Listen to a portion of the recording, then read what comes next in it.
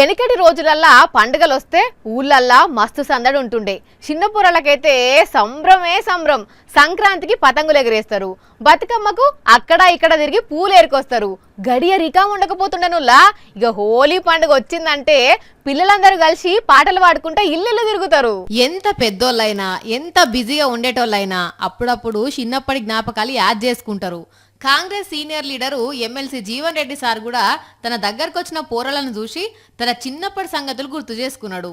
సరే గాని ఈ పిల్లలు ఎవరు అనుకుంటుర్రా? అదే చెప్తున్నా, హోలీ పండుగ వస్తున్నది కదా.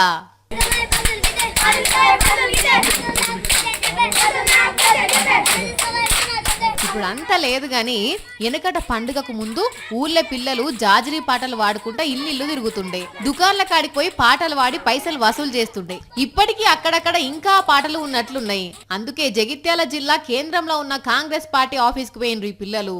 చక్కగా జీవన్ రెడ్డి సార్ దగ్గరికే పోయినరు. అక్కడ ఆ పిల్లలను చూడంగానే దగ్గరకు పిలుచుకొని చాలా సేపు ముచ్చట పెట్టిండు.